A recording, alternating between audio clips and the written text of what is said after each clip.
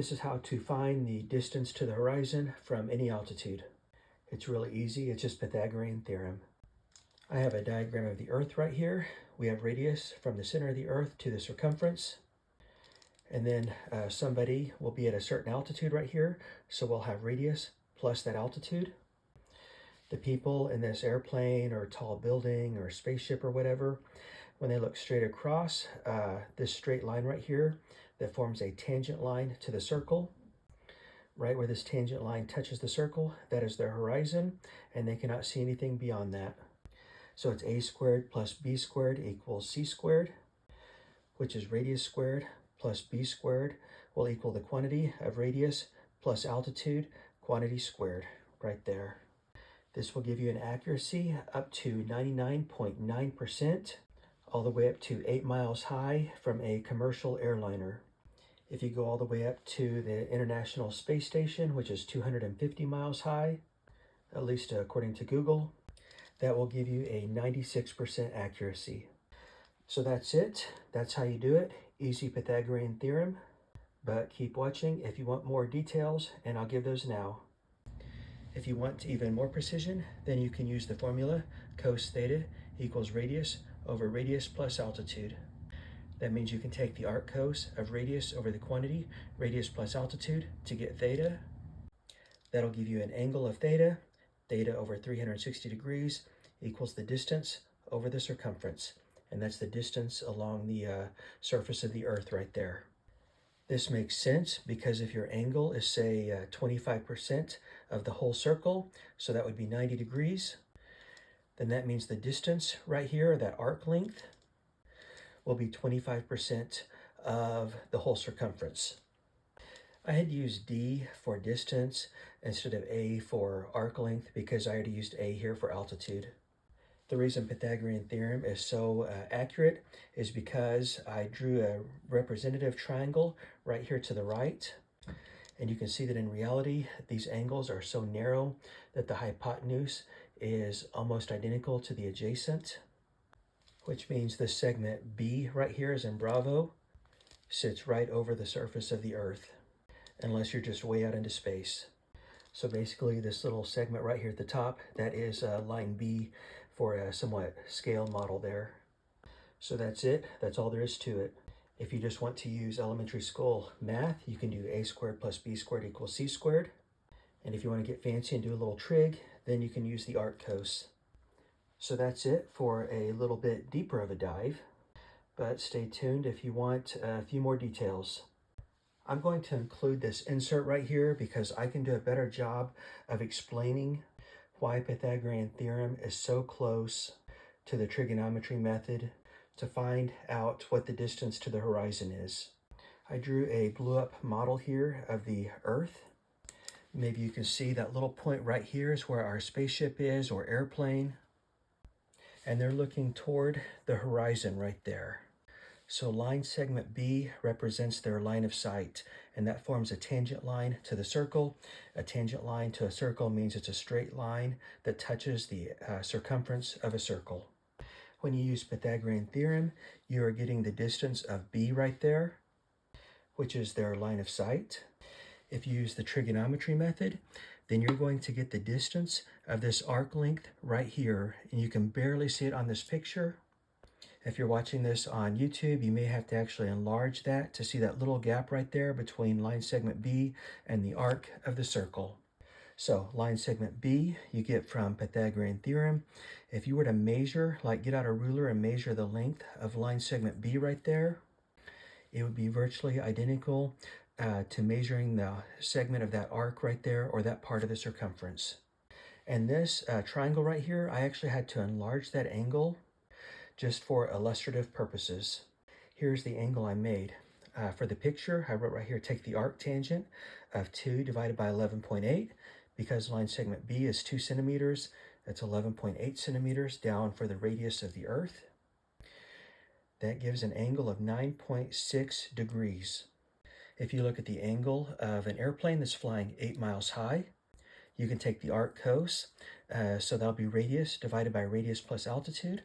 Radius of the Earth is 3,957 miles Divide that by 3,957 miles, plus an additional 8 miles for the elevation of a commercial airliner. And you're going to get 3.6 degrees. So notice that 3.6 degrees right there, that is about a third. That angle is about 1/3 of the width compared to the angle I drew on that page. So in that case, that means line segment B is going to be even shorter. It'll be about a third of the length. And when you're just drawing this as ink on paper, the ink line from an ink pen is so thick, you can't even tell the difference between line segment B and the arc of that circumference. So that is why Pythagorean theorem is virtually identical to the trigonometry method. And that's because line segment B is virtually identical to that arc segment of the circumference of the Earth. I do these reshoots a lot, which means I'm always taking down videos to make them better in some way, and then I repost them. And that's because I like to think of all my videos being posted for posterity. I just looked up the origin, and post, it just means for all the generations that come after. So there's the possibility that in a few years or a few decades or even a few centuries, somebody could see my videos and get really inspired and just think that they're really cool and learn a lot of fun stuff. That's why I include these little tangents about the definition of posterity, because I like to include little random bits of information that most people don't know. So it's good to do whatever we can to pay it forward. Now back to our regularly scheduled program. It's nice to try to be very precise. I didn't mean for that to rhyme, but when I say it's nice to be precise, what I mean is you want to look at every possible angle so that you don't miss anything that could cause a little bit of an error. So in this case, the Earth is not completely spherical. It's a little bit of an oblate spheroid, which just means that the radius from the center of the Earth to the equator is a little bit longer than the distance from the radius to the pole, or a pole. But when you look at the numbers on Wikipedia, it only comes out to be about 26 kilometers, I believe. So when you take that 26 kilometers and divide that by the mean radius, it comes out to be 0.003, which means you'll have about a 99.7% accuracy. And I wasn't looking into that much detail just to be super precise or pedant.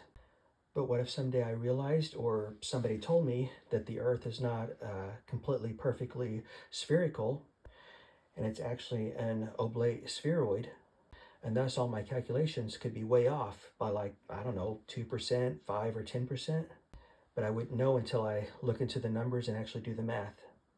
But now that I've went to the trouble to do those calculations, now I know that it's extremely accurate if you just consider the Earth to be a perfect sphere.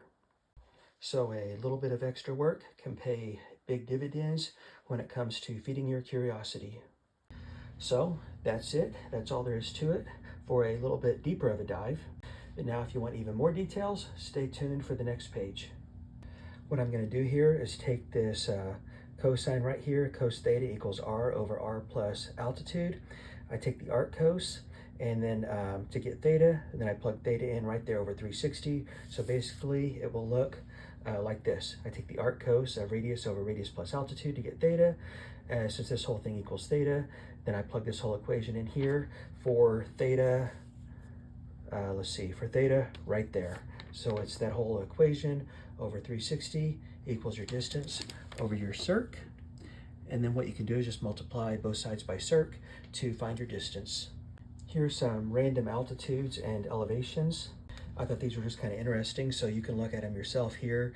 But if you go up to, say, 100 feet high, which might be, I don't know, a fire tower, or maybe approximately a 10-story building, you can see 12 miles out.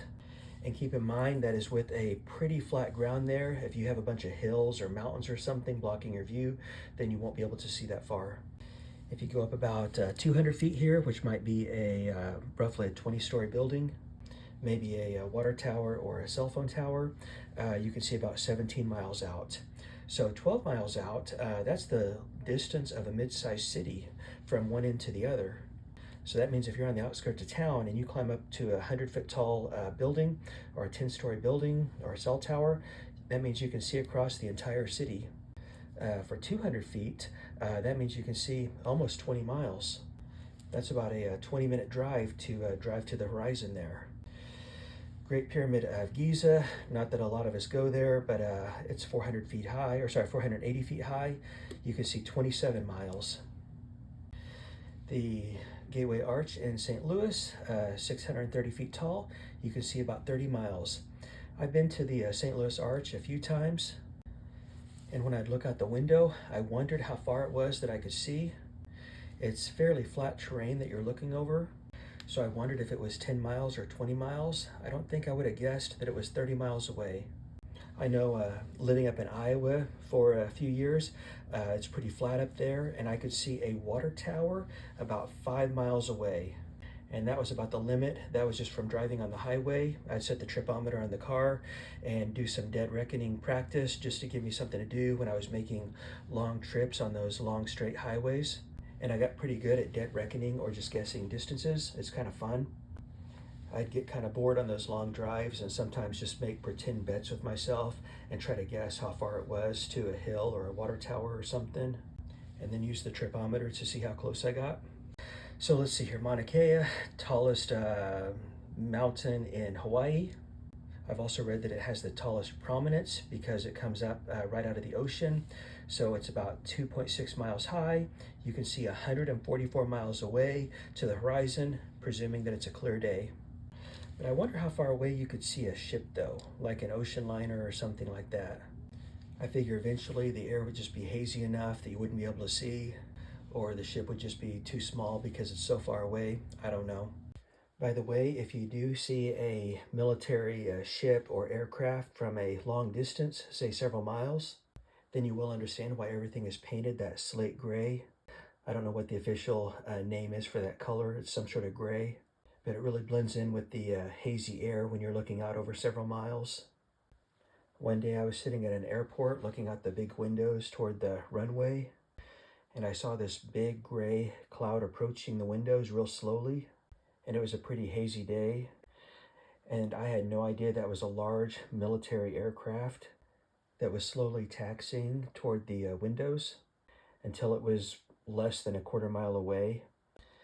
So that gray that they paint those planes, it really blends into the haze in the air.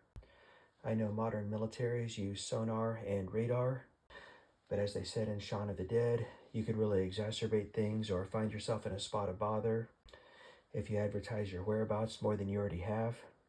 So I see why the military likes that color of gray. Next up is a commercial airliner. Commercial airliner flies about 8 miles high.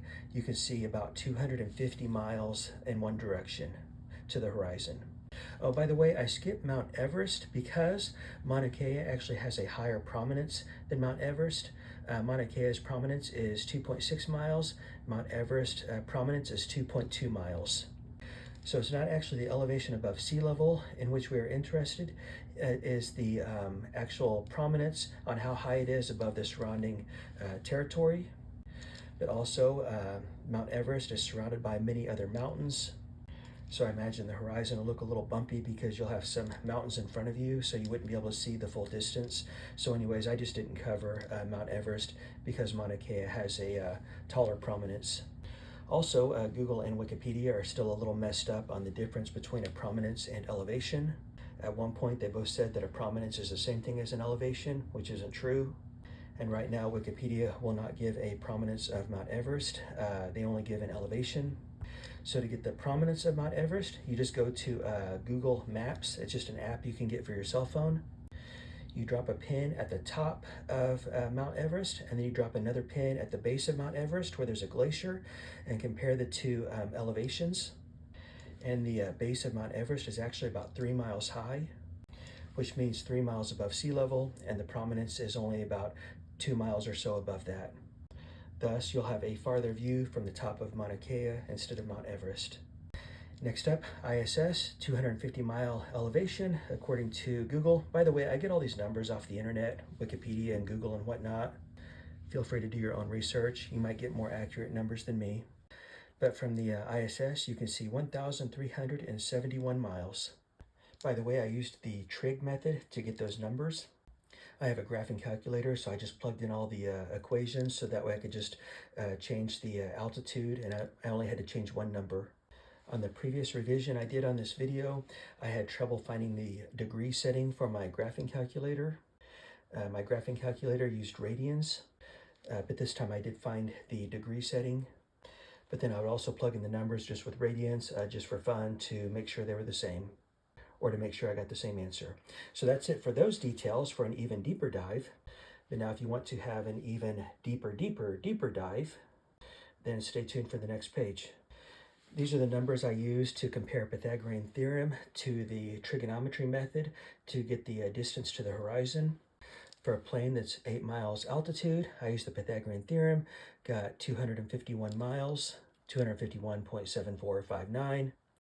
I used the trigonometry method, and I got 251.407. I took the difference between those two numbers, and I got 0.34 miles, or about 600 yards, which is about 6 football fields. So that means if you just want to use the Pythagorean theorem method instead of the trig method, say, for example, if you haven't learned trigonometry yet, when you get a distance of 251.7 miles, 251.7 miles, by the way, that's longer than the distance across a lot of states, especially in the upper Northeast, but you'll only be off by about 6 football fields. So 6 football fields compared to 250 miles, that's pretty accurate. I'll show more details on the next page. I take the 0.34 mile difference between the two, between Pythagorean theorem and the trig method, divide that by the miles or the distance using the trig method because it's more accurate, and you'll get a 99.9% accuracy. Actually, sorry, the answer comes out to be 0.0013, which is 0.1%, which means it is a 99.9% accuracy all the way up to the altitude of a commercial airliner that is 8 miles high. On the next page, I'll show the accuracy comparison for the ISS. I'll just show the math here instead of going over it, so you can pause the video and look at it for yourself if you want. But long story short, if you just use Pythagorean theorem to find out the distance to the horizon from the ISS, so use Pythagorean theorem as opposed to the trig method, you will have a 96% accuracy. The difference comes out to be 0.04 or 4%, which gives you a 96% accuracy by using the Pythagorean theorem method instead of the trig method. I just like doing math and calculations, and I really wanted to explore this because otherwise, how would I know if one method is really much more accurate than another method? Meaning if I hadn't done all this math, I may think that I am seriously cheating myself, and I may have thought that the Pythagorean theorem method was just extremely inaccurate and might have only had like an 80% accuracy or something like that. But now I know with thorough calculations, Pythagorean theorem is extremely accurate all the way up to the 8 mile high commercial airliner or even the ISS. So that's it.